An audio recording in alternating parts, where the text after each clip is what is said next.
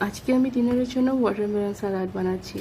ডিনারে ওয়াটারমেলন খাওয়া যেতে পারে কারণ এটা ভেজিটেবল ক্যাটাগরিতে পড়ে। আমরা ভালো করে ফার্স্টে ওয়াটারমেলনকে চপ করে নিচ্ছি। আমি অ্যাড করছি কিছু মিন্ট লিভস।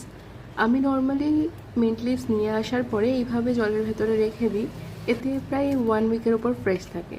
মিন্ট লিভসটাকে চপ করে নিলাম। এবার আমি অ্যাড করছি কিছু ওয়ালনাটস আর পেস্তা। আপনারা আপনাদের পছন্দ মতন নাটস ইউজ করতে পারেন। আমি নাটসগুলোকে ভালো করে চপ করে নিচ্ছি।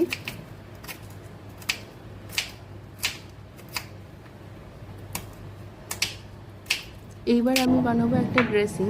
তার জন্য অ্যাড করছি একটু অলিভ অয়েল। আমি এখানে অ্যাড করছি তাহিন। এটা না থাকলে লেবু অ্যাড করতে পারেন। এটাকে ভালো করে মিক্স করে নিয়ে আমরা অ্যাড করছি একটু পুদিনা পাতা এবং সবটাকে ভালো করে মিক্স করে নিয়ে রেখে দিচ্ছি। এইবার আমি সব কিছু অ্যাসেম্বল করব। ফার্স্টে ওয়াটারমেলনটাকে সাজিয়ে নেব।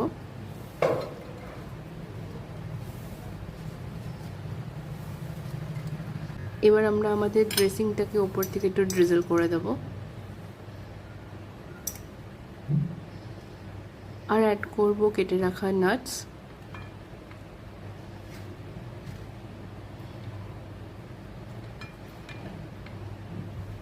এখানে আমি অ্যাড করছি ফেটা চিজ। ফেটা চিজ যেহেতু সল্টি হয় তাই আমি কোনো রকমের সল্ট আগে ইউজ করিনি।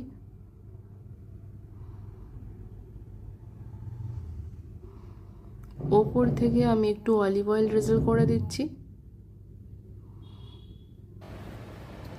Let's try it now.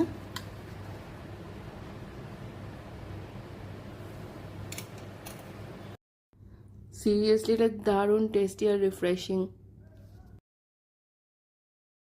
You can try it and let me know how it is.